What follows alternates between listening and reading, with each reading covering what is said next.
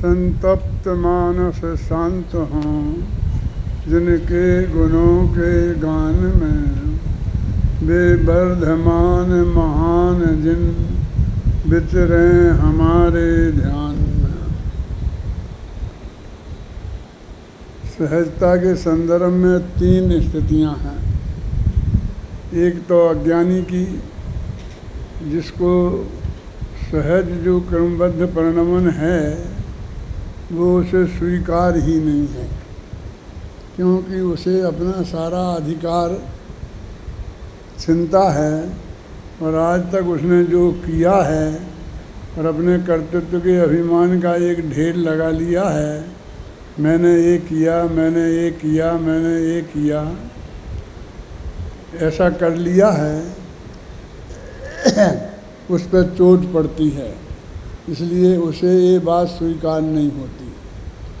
दूसरे सम्यक दृष्टि धर्मात्मा, जिसे ये बात 100% अच्छी तरह से स्वीकार है कि यही सच्चा धर्म है। और तीसरे वो कि जो इसके अनुसार अपने परिणमन को भी करते हैं। देखिए, स्वीकार तो कर लिया है सम्यक दृष्टि ने, लेकिन वो उसमें स्थिर नहीं रह पाता है, उसे कर्तृत्व के विकल्प आ जाते हैं, इसलिए वो अज्ञानी जैसा लगता है। क्योंकि अज्ञानी की श्रद्धा और ज्ञानी की श्रद्धा जो में अंतर है वो तो जगत को दिखाई नहीं देता और क्रिया दिखाई देती है। वैसे ही विकल्प ज्ञानी को आ रहे हैं और वैसे ही विकल्प अज्ञानी को आ रहे हैं, इसलिए वो उन्हें दोनों एक से दिखाई देते हैं। अब तीसरी स्थिति है जिसकी अपन चर्चा कर रहे हैं कि ना कुछ करो, ना कुछ बोलो, ना कुछ सोचो, एक सहज ज्ञान होने दो। जानो, पर जानना भी, जानने में भी कोई प्रयत्न मत करो, चेष्टा मत करो, जानने के लिए कोई प्रयास मत करो, क्योंकि प्रयास जो होंगे वो करने रूप होंगे ना, या बोलने रूप होंगे, या सोचने रूप होंगे। जब हमें कहते कुछ भी मत करो तो वो समझता कोई हम बड़ी गजब बात कह रहे हैं, लेकिन हम यही तो कह रहे हैं जो पहले कही गई है कि कुछ करो मत, कुछ बोलो मत और कुछ सोचो मत। अब और क्या रह गया जो तुम चौथा करोगे? तो जो तीसरी अवस्था है उसमें पूरी ये पक्की श्रद्धा के साथ एकाध क्षण को, एकाध समय को, एक से एकाध बोलते हैं ना, तो एकाध माने एक नहीं होता है, एक से आदि लेकर 2, 3, 4, 5, 6, 7 असंख्य समय तक है। तो अपना बुंदेलखंडी शब्द एकाध एकाध, तो हमको लगता है जो एकाध माने एक हुआ। एकाध माने एक है आदि में जिसके ऐसे द्वितीयाधिक समय, क्योंकि एक समय को तो स्थिर ज्ञान होता ही है, जब जानेगा तो एक समय तो जाना ही है ना। तो एक आध में एक है ही नहीं, 2 से लेके अंतर मुहूर्त तक है। क्या समझना है परमात्मा? तो उन समयों में इसी बात में हम स्थिर हो जाएं। स्थिर हो जाएं माने ऐसा जाने और ऐसा ही जानते रहें, और कुछ नहीं, और कुछ नहीं हो, करना, बोलना, सोचना कुछ नहीं हो।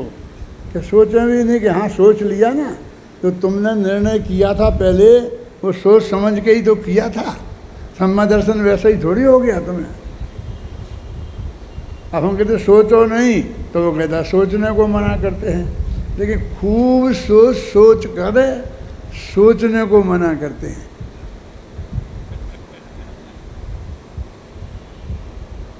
नेमीचंद काका एक उदाहरण दिया करते थे। नेमीचंद काका एक विद्वान थे, रखियाल वाले, और वो सब अपने हिंदी प्रांत में घूमते थे और सब जगह एक उदाहरण दिया करते थे कि ऐसा मत सोचना कि एक आदमी अपना घर के दरवाजे के सामने बैठ के सुबह दातुन करता था, गाँव में होता है ना जैसे, और सुबह गाय भैंसें निकलती थी वहाँ से। तो एक भैंस ऐसी निकलती थी कि जिसके सींग ऐसे टेढ़े टेढ़े थे। तो वो सोचता था कि यदि मेरी गर्दन इसके सींग में फंस जाए तो क्या होगा। वो ये सोचता था, 6 महीने तक सोचता रहा। फिर उसने कहा ऐसे सोचने से क्या होगा, प्रयोग करके देखो। आप भी सोचते हो ना, हमने बहुत सोच लिया कि आत्मा में सहज ज्ञान होने दो, सहज ज्ञान लगे, सहज ज्ञान का प्रयोग करके देख लें। तो एक दिन जब वो भैंस आई तो उसने अपनी गर्दन उसके उस सींग के अंदर फंसा दी। जब उसने गर्दन फंसाई तो भैंस भड़की, और भड़की उछल के भागी, तो साथ में वो भी रखड़ा और बहुत घायल हो गया, चोट लग गई, गिर गया, अस्पताल में गया। फिर घर आया तो लोग पूछने आते थे कि भाई साहब क्या हुआ, कि क्या बताएं क्या हुआ, क्या बताएं क्या हुआ। कि नहीं तो भी साहब कि मैंने वो गर्दन गाय की भैंस की सींग में मेरी गर्दन फंस गई और उससे एक्सीडेंट हो गया। तो कि किसने फंसाई तुम्हारी गर्दन, वहाँ जाके फंस कैसे गई? कि मैंने ही फंसाई। कि तूने फंसाई? कि कुछ सोचा नहीं पहले कुछ? कि 6 महीने तक सोचा।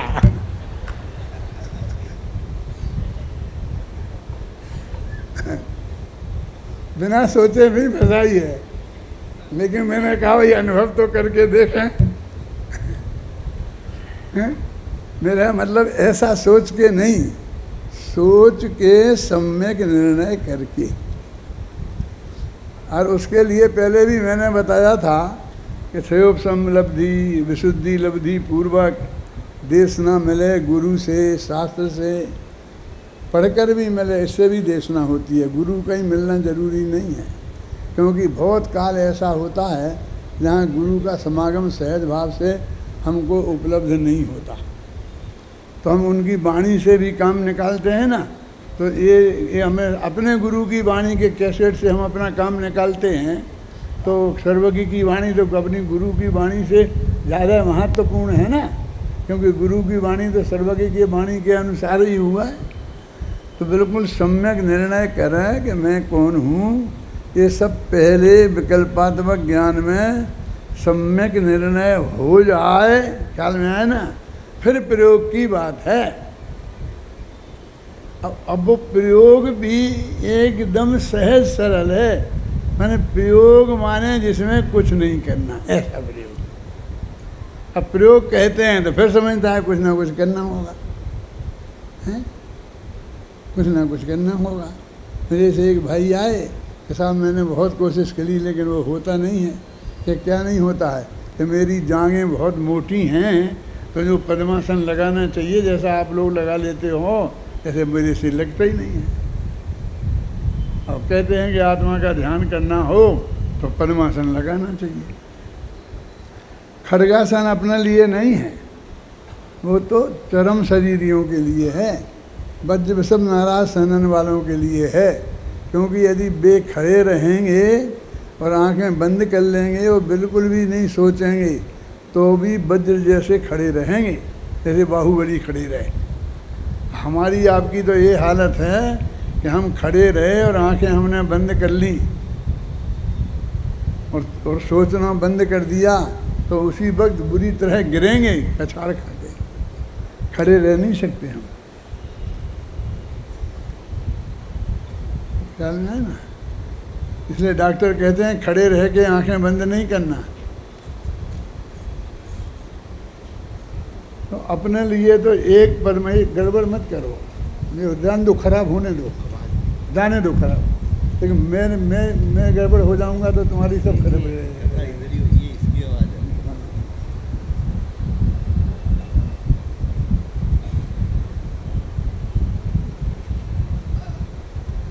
क्या बात चल रही थी अपनी कि हमें वो जो इसमें कुछ करना नहीं है, ये नहीं करने का प्रयोग करना है। कुछ करो, ना बोलो, ना सोचो। क्यों? क्योंकि जो निर्णय करना था वो निर्णय सम्यक हो गया है, कर लिया है। उसके पहले तो होगा ही नहीं।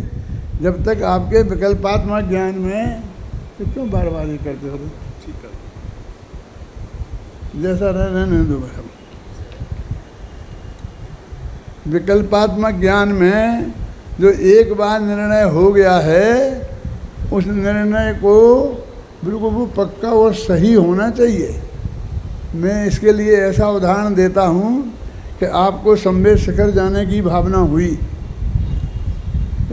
अभी आप कभी गए नहीं थे, पहली दफ़े जाना था, तो बहुत उत्सुकता थी कि संवेद शिखर कैसा होगा। तो उस संबंधी कोई लिटरेचर मिले, साहित्य मिले, कोई किताब मिले जिसमें वो वर्णन दिया हो, नक्शा दिए हों, तो हम उसे देखते हैं, उसे पढ़ते हैं। और कोई अभी अभी यात्रा करके आया हो तो उससे पूछते हैं कि भैया क्या है संवेद शिखर में, कैसा है, क्या है, सब बात दो, उसके अनुभव बता तू, हैं। और अपने विवेक से अनुमान करते हैं, उनकी बातें सुनकर, शास्त्र पढ़ में किताब पढ़कर। फिर हम यात्रा करने गए और हम जब वहाँ पहुँचे तो हमने जो भी अपने दिमाग में नक्शा बनाया था, वो हर दफ़े हमारा जो देखें तो ऐसा ही आना चाहिए कि हाँ ऐसा ही मैंने समझा था, ऐसा ही मैंने समझा था, तो समझ लेना तुमने सही समझा था। और एक दफ़े आए, अरे मैं तो ऐसा समझा था और ये तो ऐसा निकला, मैं तो ऐसा समझा था और ये तो ऐसा निकला, तो गए काम से। तो तुमको नहीं होगी। अनुभव के पहले जो आत्मा का तुम निर्णय करो वो ऐसा होना चाहिए कि अनुभव में जाने के बाद तुम्हें लगे कि हाँ मैंने ऐसा ही निर्णय किया था, एक दफ़ा भी ऐसा नहीं था, ऐसा नहीं। और मैं ये बोलता हूँ कैसे बहुत बड़ा गलत निर्णय होता है। टोडरमल स्मारक बन के तैयार हो गया था और पूज्य गुरुदेव श्री ने आकर उसका उद्घाटन किया। मुझे भी बुलाया गया था उसमें, लेकिन मेरे MA की परीक्षा के पेपर थे तो उसमें मैं आ नहीं पाया। तो लेकिन टोडरमल स्मारक के बारे में उत्सुकता तो बहुत जग गई कि क्या होगा, कैसे होगा, ये होगा। फूलचंद जी सिद्धांत शास्त्री ने खानिया तत्व चर्चा की थी ना, वो टोडरमल स्मारक भवन से छपी थी और वो मुझे उपलब्ध हो गई थी। तो उसकी भूमिका में उस टोडरमल स्मारक भवन का वर्णन किया था कि कैसा है, कैसी बिल्डिंग बनी, एक हॉल है, इतने कमरे हैं, इतना मंदिर है, ये आगे है, ये पीछे है, सब जैसे वर्णन कोई करता है ना, ऐसा वर्णन किया था। और उस वर्णन को पढ़कर मेरे दिमाग में जो नक्शा बना था टोडरमल स्मारक भवन का, तो जब मैं टोडरमल स्मारक भवन में आया तो देखा वहाँ ऐसा कुछ नहीं है। अब आप समझ लो, एक भी चीज़ जैसे मेरे दिमाग में नक्शा बना था अजित जी, वो एक भी चीज़ नहीं मिली। जैसे मैं बताऊँ आपको, कभी बीच में हॉल है इतना बड़ा लंबा चौड़ा और चारों तरफ 32 कमरे हैं और ऐसा ऐसा सब लिखा था, तो मैं समझा कि बीच में ऐसी गली छोड़ते थे अपन और फिर चारों तरफ किनारे पे कमरे बनाते हैं हर जगह, तो ऐसा होगा, ऐसे कमरे बने होंगे। लेकिन वहाँ तो देखा हॉल से जुड़े ही कमरे पीट किए हुए बने थे। आप लोगों ने देखे कि नहीं देखे? तो एकदम अलग रूप हो गया ना। मैंने जो स्वरूप समझा था वो नहीं निकला। तो ऐसा ही यदि तुमने आत्मा के बारे में जो निर्णय किया और अंदर जाकर के वो वैसा नहीं निकला, तो आत्मा का अनुभव होने वाला नहीं। यानी कहने का मतलब वो निर्णय इतना सच्चा और इतना पक्का होना चाहिए, एक्यूरेट। ऐसा नहीं चलेगा चाहे जैसा, ऐसा भी नहीं चलेगा कि यार कहाँ माथापच्ची करते हो, हम तो अपने अंदर में जाएंगे ना जब आत्मा में, तब देख लेंगे कि आत्मा कैसा है। उनको भी आत्मा का अनुभव होने वाला नहीं है। ऐसे लोग कहेंगे अरे काय को माथापच्ची करते हो, तुम जाने ही वाले हो ना शिखर जी, फिर वहीं देख लेना। तो असली रुचि जिसको होती है उसको वो 4 दिन की चैन नहीं पड़ती है, उसे तो 4 दिन पहले समझना है कैसा है। उसे तो इतनी अंदर से तड़प जग गई है कि वो तो पूरी बात समझने की कोशिश करेगा। तो ये जो मैं आप ध्यान की बात कर रहे हैं, वो पहले तुम्हारे ज्ञान में आत्मा का सम्यक स्वरूप ख्याल में आना चाहिए। परम शुद्ध निश्चय नय का विषय, परम भावग्राही शुद्ध द्रव्यार्थिक नय का विषय, भूत जो भगवान आत्मा है, जो दृष्टि का विषय है, जो ध्यान का ध्येय है, वो आत्मा तुम्हारे ख्याल में पूरी तरह आना चाहिए और आ सकता है। शास्त्र पढ़ के भी आ सकता है और गुरु के समझाने पर भी आ सकता है, और दोनों मिल जाएं तो इससे बढ़िया बात क्या है। लेकिन ऐसा नहीं है कि गुरु नहीं मिला तो काम नहीं होगा। आखिर गुरु ने शास्त्र सही तो जाना है, ये तो सर्वज्ञ की वाणी है। लेकिन सही दिशा सही बात होना चाहिए। अब तुम शास्त्र पढ़ते रहो, एक था राजा एक था रानी, दोनों मर गए, खत्म कहानी, कुछ हाथ लगने वाला नहीं है। वो जो परम शुद्ध निश्चय का नए का विषय है, अब ये नए की कोई बात ही नहीं सुनना चाहता। अब हमारे दो विद्वान लग रहे हैं, एक अभय जी लग रहे हैं नए पे, एक सुमत जी भी लग रहे हैं ना। हम कहे नए नए तो बहुत टेढ़ा टेढ़ा है। अब एक आध दफे मैं भी नए समझाऊंगा। ऐसी मुझे आवश्यकता महसूस होती है कि नए का स्वरूप वास्तविक क्या है, और उन नयों में से उस नए से कौन सा परम शुद्ध निश्चय नए, ये कौन की अपेक्षा, निश्चय व्यवहार की अपेक्षा, और द्रव्यार्थिक पर्यार्थिक नए की अपेक्षा परम भावग्राही शुद्ध द्रव्यार्थिक नए। नाम भी नहीं सुने होंगे। नए दो प्रकार के होते हैं, एक निश्चय व्यवहार वाले और एक द्रव्यार्थिक पर्यार्थिक वाले। द्रव्यार्थिक पर्यार्थिक वाले नए आगम के नए हैं, और निश्चय व्यवहार अध्यात्म के नए हैं। क्यों कि निश्चय व्यवहार जब बताएंगे तो उसमें एक पार्टी आत्मा अवश्य होना चाहिए। जब द्रव्यार्थिक पर्यार्थिक नए बताएंगे प्रदीप जी, तो उसमें आत्मा कोई एक पार्टी होना जरूरी नहीं है। वो 6 द्रव्यों पे भी लग सकता है, अकेले पुद्गल द्रव्य पे भी लग सकता है। वो 6 द्रव्यों पे लागू होता है, लेकिन अकेला हमें आत्मा समझाना। अध्यात्म माने क्या होता है जानते हो? अधि माने जानना और आत्मा माने आत्मा का। आत्मा का जानना उसका नाम है अध्यात्म। और आत्मा का जानना, तो आत्मा तो कई तरह का है ना। एक चिंती चिंता भी आत्मा है, आलू में भी अनंत जीव हैं, ये भी जीव है ना। और एक अपना त्रिकाली ध्रुव भगवान आत्मा, वो भी जीव है। और ये चारों गति में रुल रहे हैं, खोटे खोटे काम करने वाले, ये भी सब जीव ही है ना। तो कौन से आत्मा की बात कर रहे हो तुम?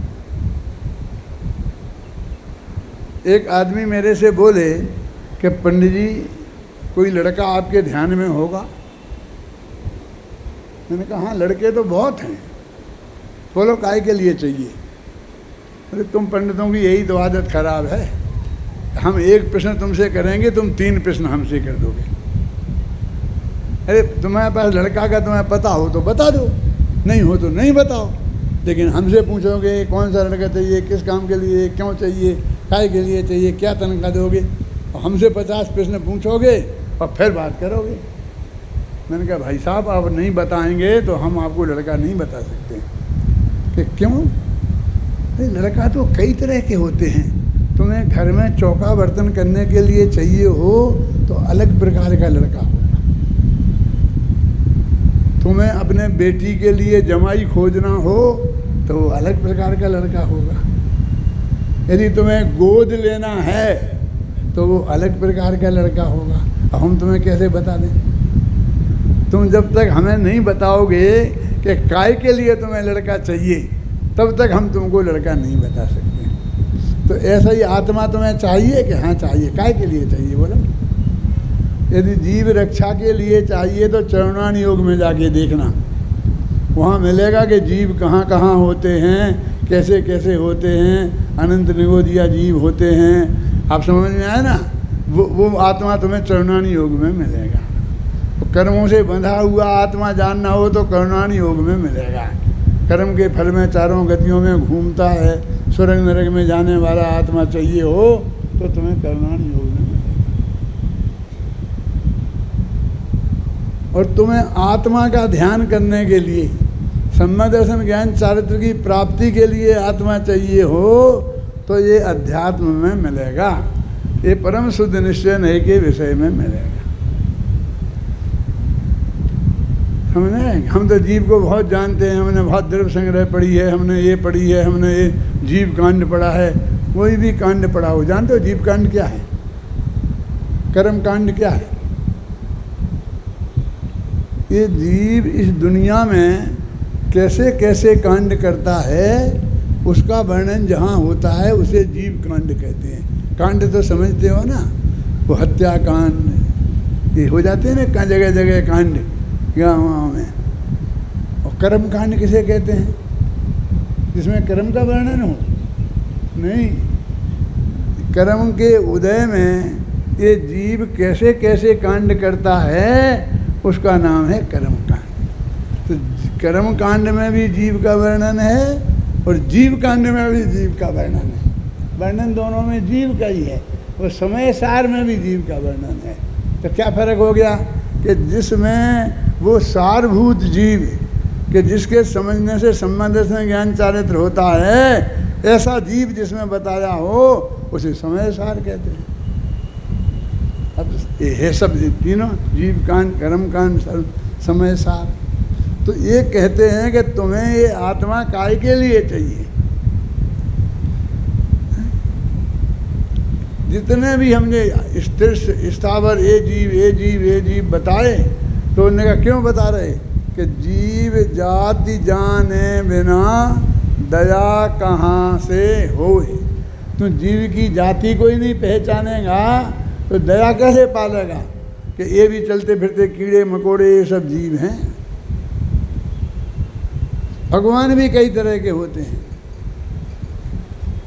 एक वो भगवान जिसका ध्यान किया जाता है, एक वो भगवान जिसकी पूजा की जाती है।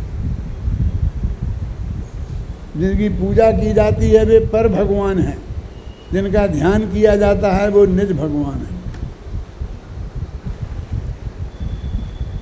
मैं तो ऐसा बोलता हूँ कि भगवान दो प्रकार के हैं। एक तो वे भगवान जिनकी मूर्तियाँ मंदिर में विराजमान हैं, भगवान नहीं, घबराना नहीं, जिनकी मूर्तियाँ मंदिर में विराजमान हैं। इसका मैं बहुत बड़ा दंड भोग चुका हूँ अपनी 6 वर्ष की उम्र में। सच्ची घटना है। मैं अपने गांव के मंदिर में जाता था, वहाँ भगवान के दर्शन करके आता था, और एक दिन ऐसी कोई बातचीत चल रही थी तो लोगों ने कहा कि मंदिर में भगवान हैं। तो कहाँ है भगवान? कि वो है ना, तुम्हें देखे नहीं थे? मैंने कहा भाई तुम पत्थर की मूर्तियाँ हैं, संगमरमर है, भगवान कहाँ है? वो 6 वर्ष की उम्र में मेरे दिमाग में न मालूम क्या सूझी और मैंने ऐसा कह दिया। तो एक बुढ़ी अम्मा थी हमारे, सबसे बुजुर्ग अम्मा, उसने सुन लिया। उसने इतना हल्ला गुल्ला किया कि गजब हो गया। आज के इन बच्चों को तो देखो कितने नालायक होते हैं, ये भगवान को भगवान मानने को तैयार नहीं है, भगवान को पत्थर कहते हैं। और वो चिल्लाई और सब मोहल्ले के लोग इकट्ठे हो गए। मैं घबराया, मैं जा कर के कि कोने में जाके छिप गया, कहना मालूम अब क्या हो। मेरी तो कौन मानने वाला है, क्यों? वो अम्मा की सब मानेंगे। अब मैं आप सबकी अदालत में पेश करता हूँ कि जो मंदिर में हैं वे भगवान हैं कि भगवान की पत्थर की मूर्तियाँ हैं। इसमें क्या गलती कर दी थी मैंने? मैं आज तक सोचता हूँ कि मेरे से क्या गलती हो गई थी, हैं, जो मैंने ये कह दिया था। तो एक तो बे भगवान जिनकी मूर्तियाँ मंदिरों में हैं, भगवान नहीं। महावीर भगवान तो अभी मोक्ष में हैं, सिद्ध शिला में हैं। आदिनाथ भगवान तो अभी मोक्ष में हैं, सिद्ध शिला में हैं, मंदिर में नहीं है। वे पर भगवान हैं, अपन तो नहीं है ना, अपने से अलग है ना। उन भगवान की पूजा की जाती है और उन भगवान भगवान की पूजा करने से 700 पुण्य का बंध होता है। मैं ये नहीं कह रहा हूँ कुछ नहीं होता है। 700 पुण्य का बंध होता है। 700 पुण्य जानते हो? आपके को जितना पैसा मिला है वो कैसे मिला है? पुण्य से। लेकिन वो 700 पुण्य नहीं है। जिससे भोग सामग्री मिले वो पुण्य 700 पुण्य नहीं है। वो तो हमें पाप में डालने वाली है, क्योंकि उसे हम भोगेंगे तो पाप बंद होगा। और ऐसा पुण्य तो आपसे ज़्यादा अमेरिका के कुत्ते बिल्लियों की है। क्या कह रहे हो? आपको जो एयर कंडीशन मकान, एयर कंडीशन गाड़ी, बढ़िया खाना पीना, ये सब व्यवहार मिला है ना, तो ये पुण्य के उदय से मिला है ना। लेकिन कुत्ते को इससे ज़्यादा मिला है। आपको गाड़ी तो मिली है लेकिन ड्राइवर नहीं मिला, आपको खुद चलानी पड़ती है। अमेरिका में तो आज IAS ऑफिसर भी हो बड़ा तो भी चलानी पड़ती है। और उस कुत्ते को वो एयर कंडीशन गाड़ी और ड्राइवर भी तुम जैसा मिलता है। मुफ्त में तनख्वाह देनी नहीं पड़ती है। और तुम ड्राइवर की सीट पे बैठते हो और वो पीछे सेठ की सीट पे आराम से पीछे की सीट पे बैठता है। सेठ लोग आगे नहीं बैठते हैं, वे पीछे की सीट पे ही बैठते हैं। मिनिस्टर, राष्ट्रपति, प्रधानमंत्री कभी आगे की सीट पे नहीं बैठेंगे ड्राइवर के बगल में, वो पीछे ही बैठते हैं ना। कुत्ता वहाँ बैठता। कौन है पुण्यशाली? तुम के ज़्यादा। और अमेरिका में जितने विज्ञापन आते हैं तुम्हारे खाने पीने के, जो कौन सा खाना बोलते हो तुम हैं, उससे ज़्यादा विज्ञापन कुत्तों के खाने के विज्ञापन आते हैं। ज़्यादा पुण्य उनके हैं। तो 700 पुण्य कौन है? कि जिसके उदय में तुम्हें एक तत्व ज्ञान सुनने को मिल रहा है। तुम इस शिविर में आए हो तो बिना मुफ्त में नहीं आए हो। तुम्हारे पास जो 700 पुण्य था उसके उदय में तुम यहाँ आए हो। और वो कैसे बंधा था? तुमने स्वाध्याय किया था, जिन्होंने भगवान की पूजा भक्ति की थी, उससे ये 700 पुण्य बंधा था। जो हमें आगे ऐसे संयोग मिलाए कि जिन संयोगों से हमें आत्मा का कल्याण हो सके। ख्याल में है ना? तो भगवान जिनेंद्र भगवान की पूजा जो मंदिर में विराजमान है ना, उनकी पूजा करने से वो 700 पुण्य बंधता है। ठीक है, लेकिन कर्म बंधते हैं, कर्म कटते नहीं। क्या? पुण्य से, शुभ भावों से पुण्य बंधता है, कर्म कटते नहीं। और ये जो तत्व ज्ञान का अभ्यास है, अपने में अपनापन, अपने आत्मा में लीन होना, ये सब वो चीज़ है कि इससे कर्म कटते हैं। जिससे कर्म कटें उसे धर्म कहते हैं।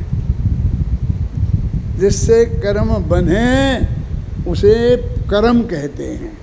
अब वो कर्म की जाति के हैं और हमने उसे धर्म में शामिल कर लिया। हमने उसे धर्म समझ लिया। हम कर्म समझ के करते हैं उसे कि धर्म समझ के करते हैं? बोलो।